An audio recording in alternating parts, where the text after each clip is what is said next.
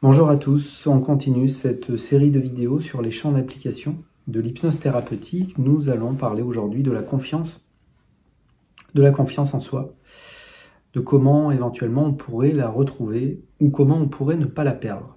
Parce que c'est vrai que l'hypnose est parfois l'occasion de regarder les choses de manière différente. L'hypnose nous permet de travailler sur le symptôme, mais parfois on essaye aussi de trouver finalement les causes. Qu'est-ce qui fait que je perds confiance en moi?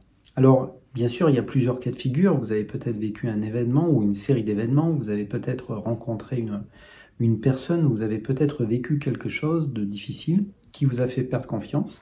C'est un premier cas de figure. Le deuxième cas de figure, c'est que peut-être vous avez des pensées parasites, des pensées stressantes, et on pourrait évoquer que notre esprit ne fait pas de différence entre ce qu'il imagine et la réalité. Voilà pourquoi on pourrait, par la simple observation par exemple d'un film, un film qui serait par exemple stressant, si vous commencez à vous identifier à ce qui se passe dans le film, vous pourriez être angoissé. Pour une illusion, bien évidemment, parce que c'est un film. Et de la même manière, nos pensées peuvent nous mettre parfois dans une forme d'illusion, dans le sens où une pensée angoissante, stressante, va colorer de beaucoup l'expérience. Donc l'ennemi de la confiance, bien sûr, c'est le doute, et puis c'est aussi ces scénarios que l'on peut malheureusement imaginer. Donc c'est important de rappeler que l'hypnose permet de travailler encore une fois sur le symptôme. Le symptôme, je n'ai pas confiance en moi, pour telle situation par exemple. Et là, le simple fait de se retrouver dans un état d'hypnose vous permet de conscientiser que c'est possible en fait, que vous pouvez avoir confiance dans tel événement, dans telle situation. Donc c'est vraiment un état un peu particulier, l'hypnose.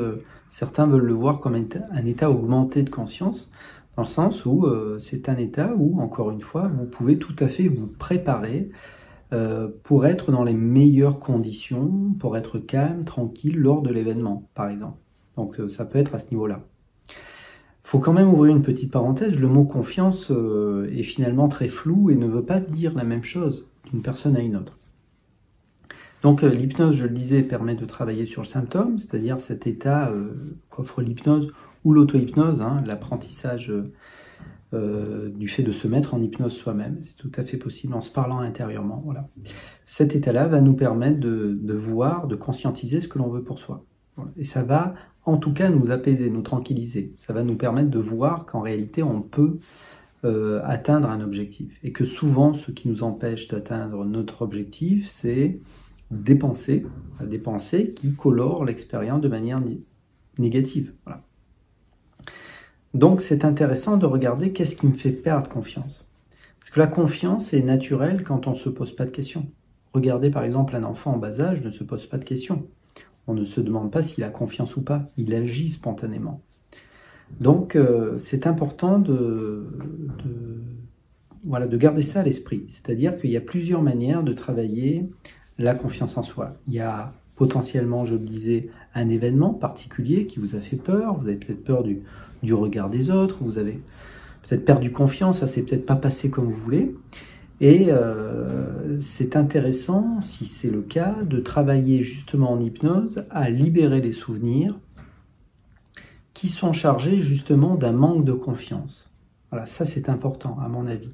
C'est-à-dire, au lieu de travailler systématiquement sur le symptôme, je me vois en train de réussir ce que je veux atteindre comme objectif, c'est important d'abord d'aller regarder qu'est-ce qui a parasité cette confiance.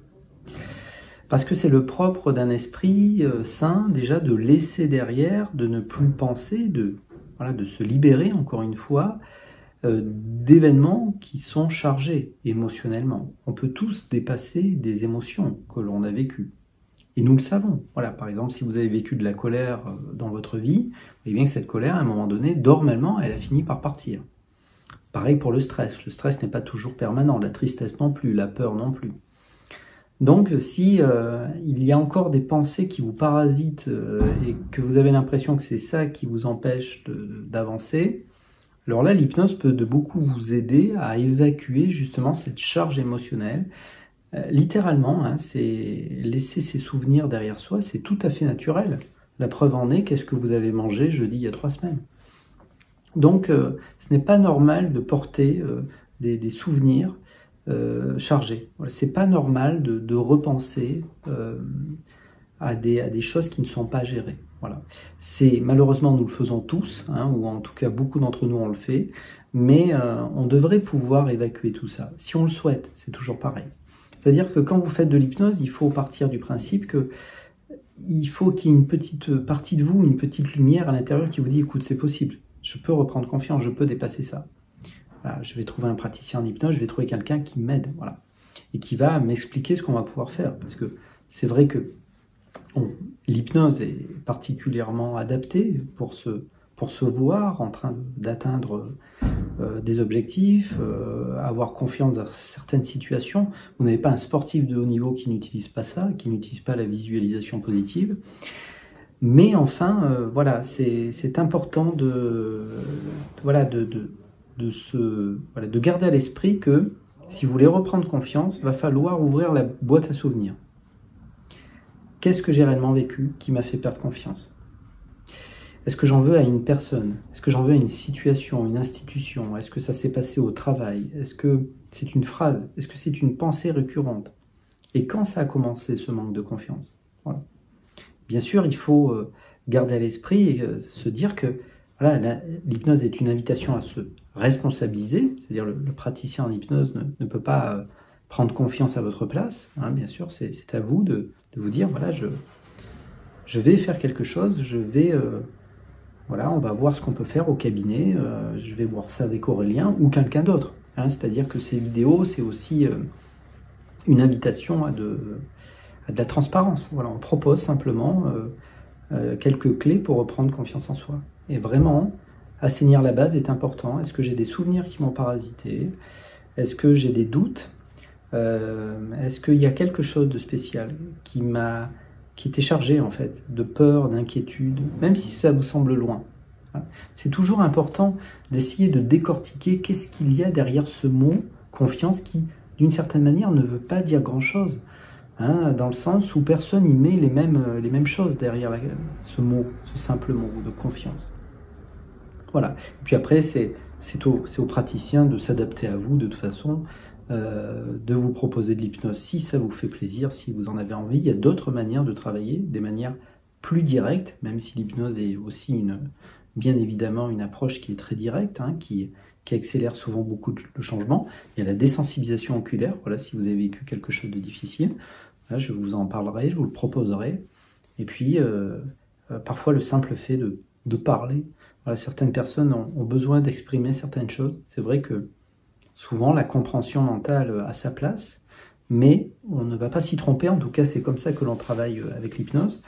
C'est-à-dire que si la compréhension mentale a sa place, souvent, ce qui va offrir d'autres compréhensions plus profondes, c'est justement d'aller regarder ces émotions que l'on ne veut justement pas vivre. Alors les émotions sont souvent quelque chose qui est ressenti. Vous savez, c'est le nœud dans la gorge, la boule dans le ventre, le poids sur les épaules. Et tout ça peut être tout à fait évacué.